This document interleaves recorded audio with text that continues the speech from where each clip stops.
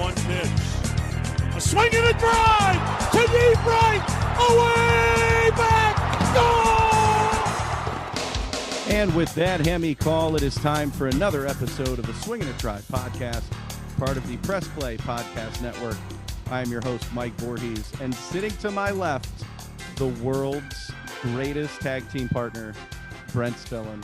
B. Spills, what's up, my man? Hey, Mike, dude, it is good to see you again. Good talking with you.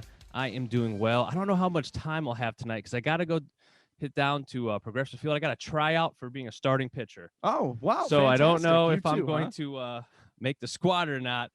But no, all serious, man. It's a beautiful day. The Indians are, 8 games over 500? Yeah, dude, I don't know 8 how. games?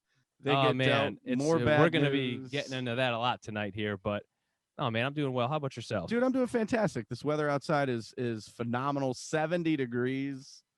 It feels like fall, man. It doesn't feel like summer at all. It feels like fall. I love it.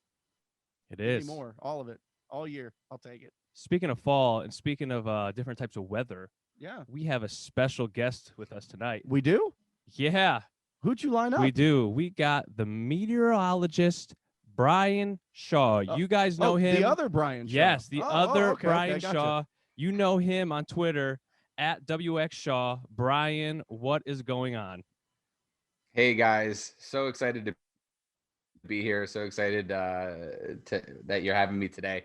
Appreciate the introduction. Yeah, the other Bryan Shaw. And, you know, Twitter life has been pretty good lately. I'm not getting the hate tweets this year. Bryan Shaw's on a tear, so excited to see Uncle Bryan back, his new nickname. And hey, things are going great. The tribe are playing well, believe it or not. That the Indians have their best record at 36-28. So after 64 games since 2007. That's insane. It's just wild, and it's only 8 games above 500. You know, just for a couple examples, 2018 they were 35-29. 2016 they were 35-29, and both of those they were in first place. So, you know, just because Chicago is on a complete tear and only has, I think, one other team that has a better, more wins than them, you know, that's not necessarily the Indians' fault. That the division's a lot better this year. So really interesting stuff. And when I do these stats a lot, you probably see them quite a bit, and I've done them over the last few years. And I've always had a theory about why in previous years, let's say 2016, 2017, when they were kind of at this like 500 start through June, why nobody really was as angry as people seem to get over the past few years. Well, what was going on back then? NBA playoffs and LeBron. So nobody was paying attention to the Indians at the time. Nope. And then when LeBron left and the Cavs were bad and they weren't in the playoffs anymore, people were watching more Indians games. And when they were going through a slow May and starting to get slightly better in June, you know, more people were paying attention and tweeting about it, I guess. Yeah. Well, Brent, you kind of alluded to it at the start of the show. The Indians are looking for some starting pitching. For those that missed it, Shane Bieber, the ace, Mr. AL Cy Young Award winner, he is down for at least a month with a right shoulder strain. He's not even going to throw for 2 weeks. He's going to rest. Boy, oh boy, that the Indians did not need this right now. I mean, obviously with Plesac being down, McKenzie struggling to find it. We have not found a fifth starter yet. And now, you know, Bieber goes down. I mean, so, okay, Bryan, let's ask you, who is going to pitch for us? I know they're trying to piece together some guys, but what do you think they're going to do? They can't do that every day, can they? Is Bartolo Colon available? I heard he pitched a complete game. He threw a shutout. He threw a shutout the other day at 48 years old. Sign him up, man. Bring him back. Just need him to fill 5 innings, right? 5-6 innings, and then the bullpen can take over. But, you know, that's going to be a huge issue. And it was an issue. I think it was an issue before Bieber even got hurt. This just opens up the hole in the pool. And now it's just the water's just flowing out because you had in 5 games between a Mejia start, a McKenzie start, Cal Quantrill, and then 2 Henches starts. Mejia went a game where he pitched only 0.2 innings. McKenzie went a game where he pitched 0.2 innings.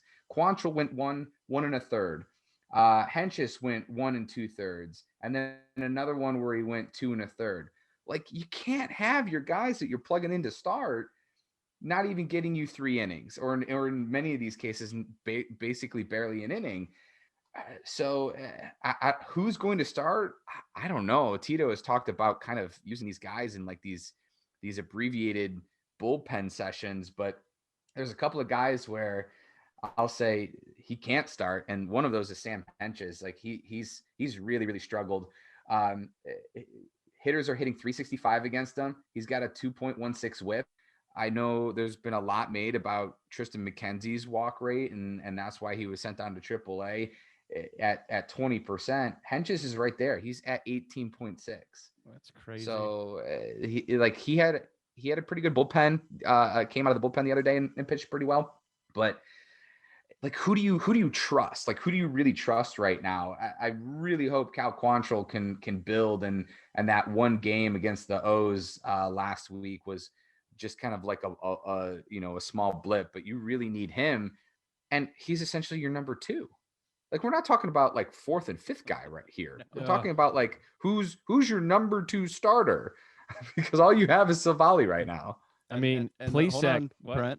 Savali is still the ace of the staff. I just wanted to throw that out there. Yeah, by default right now. But yeah, no, he's pitching. He is pitching well. Yeah, of course you brought that up. But, of course, I got to take my shot when I can. But Plesac, I mean, he maybe can come back in a month, but you don't want to rush him back either. Maybe. Yeah, I don't know.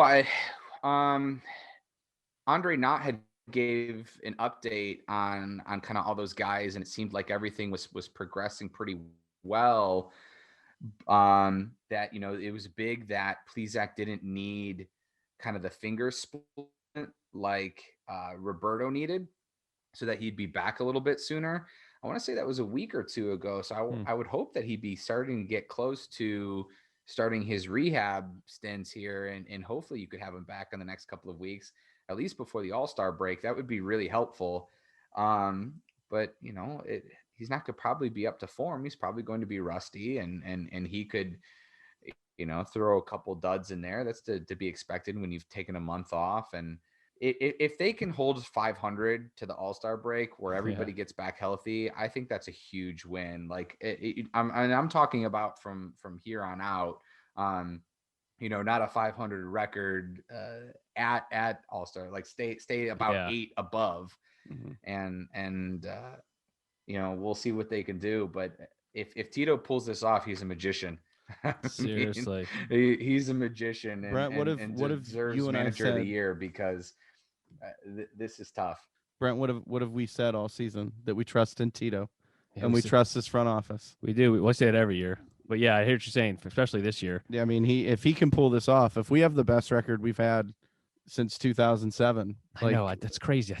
It's better than the record in 2016 when we went to the World Series. So what you're saying is what? No. You're saying there's a chance. Little Dumb and Dumber there. I'm saying there's a chance. Right, and better than when they. But like, think about like 2017. So they spent money that year. That was like the highest payroll, right? Yep. So they, you got Edwin and you got a bunch of guys. At this point, they were 33 and 31 and in second place. Wow. Like that's crazy. Right. That was their 22 game streak year, wasn't it? So it was, yeah. Yeah. And then you have a year like what they missed. They missed in 2019. They had the same record, 33 and 31. They were in second place. And then, to just kind of compare years here, and I know I'm throwing like tons of stats at everybody, but this is what I do. I'm a numbers guy. So in 2019, when they didn't make the playoffs, they had 93 wins. So one win less than in 2016, where they just easily won the division and then went to the World Series. But you would say like, oh, that 2019 team was terrible because they finished in second place and didn't make the playoffs, but they were only one win less than the 2016 team.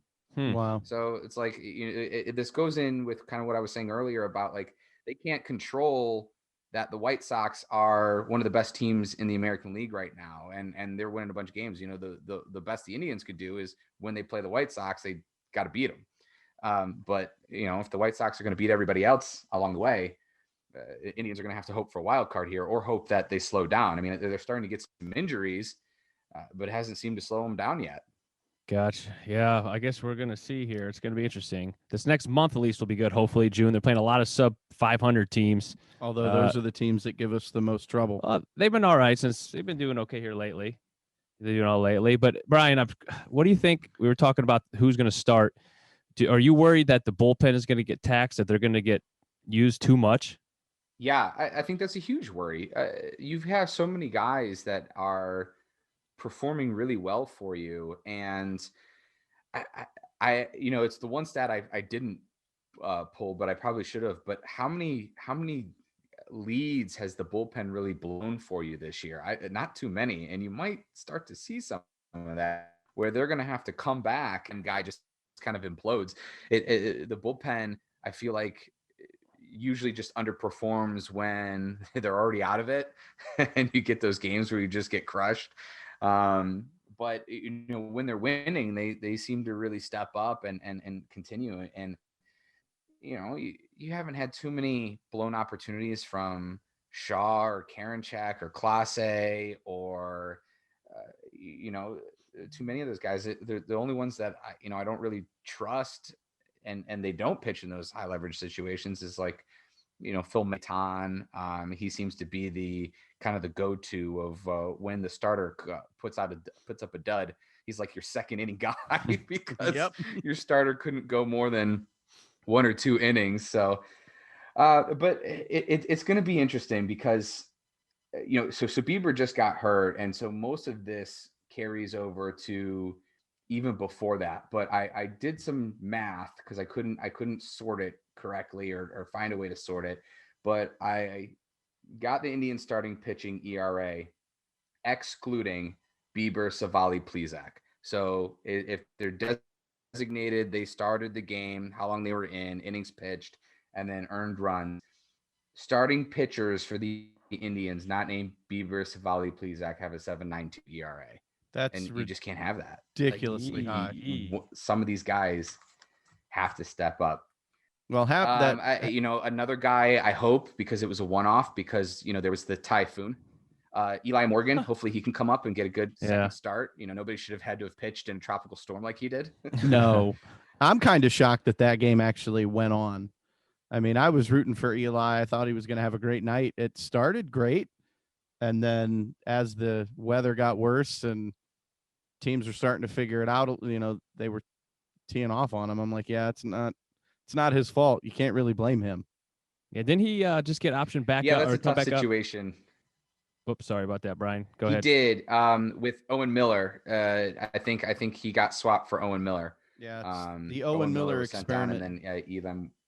Owen Miller experiment did not work. That was disappointing. Yeah. You know, we were really excited for him. It was kind of like it actually reminded me a lot of Bobby Bradley the first time around from a couple years ago. Like everybody was just like massively tweeting the Indians, like, call up Bobby Bradley, call up Bobby Bradley, call up Owen Miller, call up Owen Miller. And then he does, and he just kind of struggled. They always talk about, like, Tito likes to bring in guys when they're hot, and Owen was already starting to slow down a little bit in AAA, and I wonder if that just kind of continued into the majors here in his first start. Yeah, I think Owen was hitting 500. Owen Miller was hitting 500 when they called him up. I mean, I don't blame the Indians for giving the guy a shot. I mean, if you're going to hit 500 in the minors, come up to the major leagues and see what you can do. And he was hitting, I just saw his stat. Where'd it go? He was hitting 109 with a 276 OPS, but he only had 48 plate appearances. So not a lot, but the only way you're going to stay in the majors is if you hit. The Indians can't afford to just have like another Max Moroff where he's sitting on the bench that can't hit. You like that name? You like that? Pulled that one out pretty quick. That was good. The guy couldn't hit. There was a bunch of guys from a couple years ago. Who was the shortstop too that started off the season? Eric Stamets. Frankie had turned his ankle. Yeah, Stamets. Yeah. I saw him. I saw a lot of him when I went to Arizona that year and to see spring training, and there was a lot of Stamets. I liked the guy. I was like, oh yeah, he'll be fine. He'll be like a nice utility player for him. And then yeah, he had He a didn't rough even go at it. But then they called up Ernie Clement. Yep. He's back with the club now. Yeah, back to Stamets. He was hitting .64. Oh, Like geez. he wasn't even hitting 100 when they ended that experiment. It was terrible. Thankfully, I think Frankie came back and all was well. But I'm sorry, Francisco. Can't call him Frankie anymore. Francisco came back and life returned to a little bit normal. Speaking of offense and hitters, well, isn't Francisco hitting .64 in New York? I know he's hitting under 200. I said, isn't Francisco hitting like .64 in New York? Yeah, it's awful. It's been a rough start for him. You kind of feel bad a little bit. No, you don't. You don't feel bad. You don't. Then do you? Because he threw flames on the bridge on his way out, talking about how he was sleeping during the World Series, and like you said, he doesn't like being called Frankie, which all he had to say was like, "Hey, I prefer Francisco." He's also the same guy that said he wasn't trying his hardest. Yeah, that's a wild situation. Have fun in New York, bud. They're going to eat you alive. Yeah, right. Yeah, I didn't work out enough. Yeah. Sorry, guys. I let you down last year. I just didn't work hard. I didn't care. It shows now. Yeah. Shows now in New York. So when we're talking about offense here, do you think that this team has overachieved? I mean, when I look at the numbers, I look at some of these guys, I'm like, nobody's going crazy. I know there's been some guys picking up lately, but do you think they're playing where they should be or playing better than you think they should be? I think they could do a little bit better. There's a couple of guys like Cesar, for example. He's only batting. He's in the low 200s in the leadoff spot. I know he's batting 222, but he has an expected batting average of close to 260. So there's a big gap there. And expected batting average, the StatCast stat of like, if you hit the ball this hard at this launch angle, it should be a hit kind of thing. So I think he'll come around. They're still like at the bottom third of batting average and runs, but I wonder when the analytics team put this team together and it was built around the pitching. Consistently for most of the time where Tito has been here and management has been here, they've had ERAs under 4. And so I wonder if like they account for like what we'll call like an overkill win. You don't need 8 runs. You just need to consistently get 4 or 5. And I think it's no coincidence that their magic number has been 4 wins. I don't know what it is now, but it was a crazy stat where like they only had 1 loss where they've had 4 wins at maybe a week or 2 ago. So I don't think that's a coincidence. I think this team is built that way. So now then that your starting pitching has just completely floundered and is a complete mess, like these guys are going to have to step up, and you've had that a little bit. Ahmed Rosario is now hitting 340, batting second. That's huge. Not moving him into that spot. And then Bobby Bradley being up, like the guy has just been everything that we thought he would be, hitting dingers and just crushing the ball, getting key hits for RBIs. And then pretty soon, hopefully Frenmo will be back. And I know, I'm sure people can cringe and be like, oh, well, this isn't going to be like the 95 lineup by any means, but I just kind of put together like a quick lineup of what this could be with Franmil back. But so you have Cesar, Ahmed, Jose, Eddie or Franmil in the 4 or 5 spots. Then you have Josh Naylor and Bobby Bradley in the 6 and 7 spots. And that's before you get Roberto Perez back. And then whoever you have in center field with Zimmer and Harold Ramirez. I like that lineup.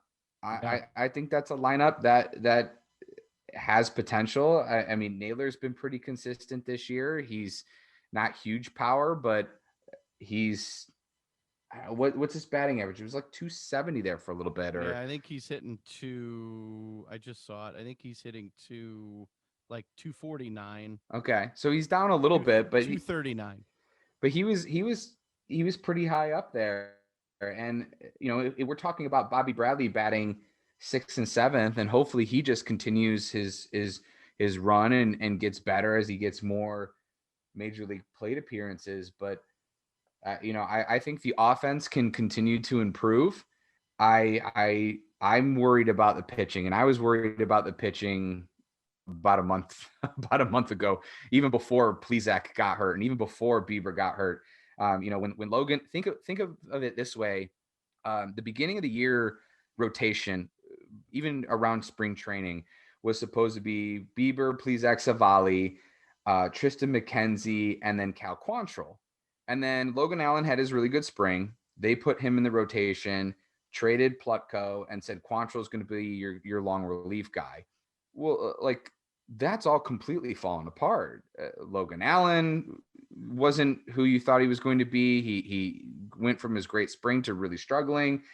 Tristan McKenzie's really struggled. He's been up and down. They haven't actually lengthened out Quantrill and put him full time as a starter. And then you have 2 really big injuries. So how they've been able to stay afloat so far is baffling when you consider like what you thought this rotation was going to be and where it sits right now. Well, you spoke of Quantrill. Last night he pitched. He did give us 4 innings, and he was tapped out at 60 pitches. You could tell, like, the velocity was starting to dip. He was losing a little bit of his control. Like you said, he wasn't stretched out enough to go out and do like a 5th inning, a 6th inning. But he did pitch well. I mean, only gave up 3 hits, 1 run, no walks, struck out 4. I'll take that. We just need him to pitch more than 4 innings. Yeah, exactly. And you know, who knows if it's just going to be a gradual thing and they just didn't want to push it too hard. I think Tito has talked about that he still might not stretch him out. And just continue to pitch these guys like 4 or 5 innings. So we'll see what they do, but you know, they obviously know better than we do. And if that's their strategy, then like you guys said, trust in Tito and we'll trust in the strategy. You know, I think in terms of guys who are really going to contribute, I look at Mejia and Quantrill. I mean, I really like the whip stat. You know, walks and hits per inning, because I think that's a good indication of, you know, because you're not walking guys and putting batters on. You know, ERA could be, yeah, you get lucky and you get yourself out of trouble sometimes, or, you know, just things can unravel quickly and then you can get a ballooned ERA. But Quantrill's whip is only 1.3, and then Mejia is 1.18. So, you know, those guys are pitching pretty decent. Mejia's batters are only hitting 227 against Mejia so far. So he's another guy that hopefully they can, you know, stretch him out a little bit more and he can get you some good starts. But kind of like what we talked about with, you know, who is going to start, that's still only 3 guys. So I've heard Scott Moss, is Scott Moss's name Moss thrown around as a potential call up. And, you know, I guess Logan Allen hasn't been pitching great in AAA, so he's probably not an option, but you need some bodies. So, yeah. What's Bartolo Colon's phone number again? Yeah, exactly. Back to what you were talking about with Mejia, Brian. Tito actually said after Mejia's start on Monday, where he only went 4 innings, that he's happy that Mejia only went 4 innings because now he can start him again on short rest in 2 or 3 days. So, I mean, do you think that is a viable option for guys like Quantrill and Mejia and Eli Morgan? And if you can have Savali give you 5, 6, 7 innings, and then Quantrill, Mejia, you know, Morgan, right, Tristan McKenzie, possibly, like if you can do these short starts to where they're doing 4 innings, is that something that we could keep until Plesac and Bieber return? I guess that's the plan. I mean, it seems pretty unique. Like, I can't remember anything ever kind of being like this, where you're just gonna kind of almost do all bullpen sessions where you have like a semi-starter, semi-bullpen guy, in that scenario where Mejia and Quantrill are going to go 4 innings, I think you're going to use a lot of bullpen then. And that goes back to where we talked about at the beginning. Like, are there guys that have been really good for you out of the bullpen? Are they going to start blowing those leads if you have them? Are the wheels going to come off? You can't expect the bullpen to continue to be as great as they have been all year long. Like, they're going to make mistakes and they're going to get hit eventually. Yeah. What about some of the young guys in the minors on the offense? Can you see anybody? You think anybody's gonna come up this year? Like, everyone talks about Nolan Jones, but it looks like he hasn't been playing so hot. Anybody else on the radar? I wonder. I would guess that if anybody's coming back up, it's going to be guys that we've seen before, and they're going to get chance number 2. Is how much longer is Yu Chang going to be playing? Because you called up Ernie Clement, you have Bobby Bradley, who consistently plays first base. You have Josh Naylor, who can play first base. So you wonder where Yu Chang fits in. And so does Oscar Mercado get another shot? Does Daniel Johnson get another shot? There's a lot of guys, sitting in AAA that you thought were going to be contributors to this team. And then all of a sudden, they've struggled. We were talking about Oscar Mercado being an everyday player for us in center field at one point. And, Mike, I don't know if you want to get into it, but you were talking about trade rumors and talking about getting outfielders. That's I'm sure that's a move that they're potentially going to make. It seems like we trade for an outfielder almost every season, but you got a couple of guys in AAA that you thought were going to be contributors to this team. Yeah, I know. I saw on MLB.com they were talking about people to watch and teams that they were kind of aligned with. And Pittsburgh had 2 guys, Adam Frazier, who's an infielder, does a little bit of corner outfield, and then their center fielder, Bryan Reynolds. So both of those guys kind of tied to the Indians. I don't think Reynolds makes sense. The only way Bryan Reynolds makes sense is if Zimmer continues to struggle and Harold Ramirez falls off and guys like Mercado and Johnson don't pan out. I think that's the only way they would bring on Bryan Reynolds. But Frazier, I think he kind of makes sense in a way because Yu Chang's not getting it done. I like Yu Chang a lot. He's only really playing when there's a lefty on the mound. Like tonight, he's playing first base. I know Bobby Bradley doesn't hit lefties well. I know Josh Naylor doesn't hit lefties well. So that's kind of why they let Yu Chang do it. But Adam Frazier could kind of be that guy to obviously Owen Miller had his chance and it didn't work out. He may come back. I don't know. I mean, the trade deadline's not until July 30th. So we have 6 weeks still. Yeah. Until a lot can happen. Yeah. Well, as we saw, a lot happened in like 3-4 weeks with the pitching staff. And so things can go the other way. And the one thing we haven't really mentioned too, about the offense is you expect Roberto Perez to hit a lot better than Austin Hedges has. He's batting like 160, 170 or something. Isn't he? I mean, the guy either like hits a home run or just pops it up straight in the air. Or he gets hit in the head with a 98 mile an hour fastball. Oh, my wife was at that game, and I didn't go. I had to work early the next day, and she said she heard it, and it sounded terrible. And she calls me immediately and says, "What are they saying? What are they saying?" And I said, "He seems to be fine. Tito seems like he's kind of messing with him. He's holding up fingers and stuff, and they're kind of giggling. I think he's going to be okay."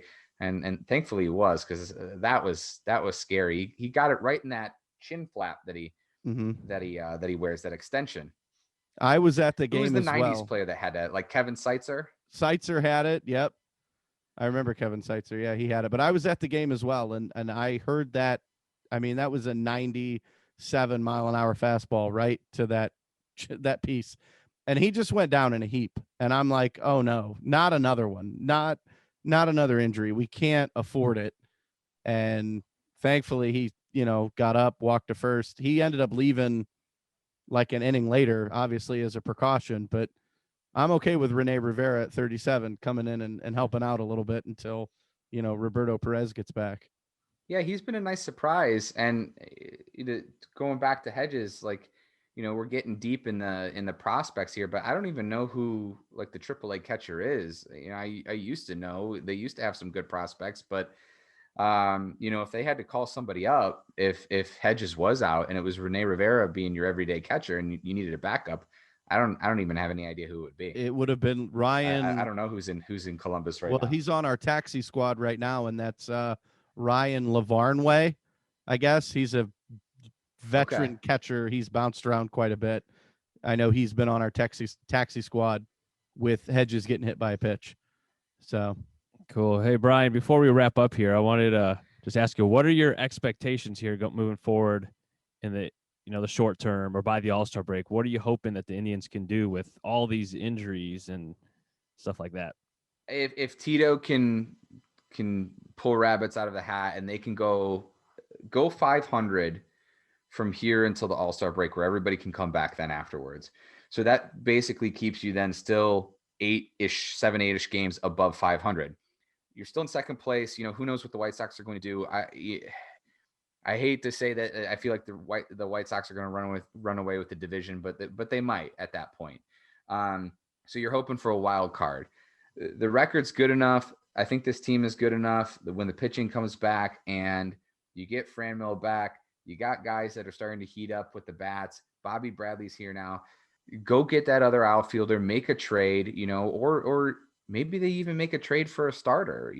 That's not something that we've talked about. We talked about free agents, but do you, if all those guys struggle, if McKenzie continues to struggle and Mejia can only get you so far and Quantrill can only get you so far, do they trade for an arm? But either way, I want to see him make a run. Don't be sellers. Don't trade away Cesar. Don't trade away Eddie Rosario, your guys on 1-year contracts. Bring in some guys and try and make a run if things hold together here in the next month. Awesome stuff, man. Well, Bryan, we really want to thank you for coming on with us. We hope to do this again. Yeah. Anytime, guys. Anytime. This is awesome. Let me know. This is good stuff, man. We love the insight. And so real quick before we get out of here, though, where can we find your social media or anything you want to say or get out there about yourself? Yeah, just follow me on Twitter, Weather Shaw. I keep up with the Cleveland weather. Meteorology is what I went to school for, and I've been doing it for 13 years. So I get a lot of people that tweet at me and say like, hey, do you think this game's going to happen? Sometimes the umpiring crew and the management crew play some shenanigans when it comes to delayed games and postponements. And I know that like sometimes they'll delay the game even if there's the threat of rain coming, because they don't want to have a starter go 2 innings, have to pull him for an hour and a half, and then he can't come back in. So there's some stuff that plays into it at times when whether or not they delay and cancel and everything. So yeah, I'm always happy to answer questions. I got some people asking me about, can they go golfing? And I'm always happy to answer those questions. Talk Indians, love the Browns, love the Cavaliers. I have Brown season tickets. I have, I go to a lot of Indians games. I grew up here. I'm from here, and I'm diehard sports. So love talking sports, and as you guys can probably tell, I'm a big stats nerd. So pulling all the numbers. Awesome, man. So B Spills, real quick. So I think we should have Bryan back on in 6 weeks, right around that trade deadline time. I think I wanna let's see where this team's at in 6 weeks. Bryan, if you're cool with it.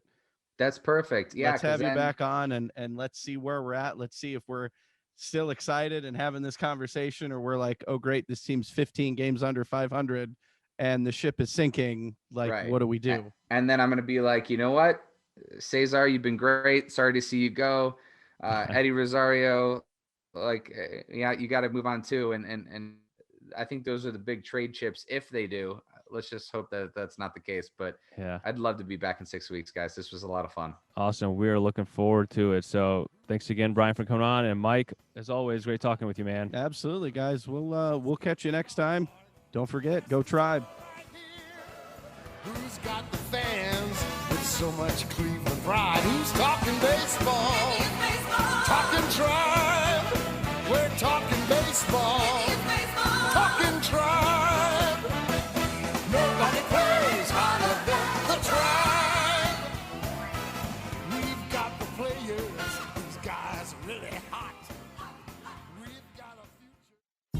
Hello, Brooks here with the Books with Brooks monthly book club podcast. We read one book a month and then we talk about it. Books like Stephen King's The Shining or Where the Crawdads Sing by Delia Owens. If you're on the hunt for book recommendations and enjoy sparkling conversation, come read along with us and then listen in. Hey everyone, it's Cameron Justice, co-host of the Orange is Orange or Browns podcast. Make sure you check us out for everything Browns. We got you covered before the game, after the game. Here are our takes, here are our feedback, here are our criticisms and our praises. If you like the Browns, you're going to love this podcast.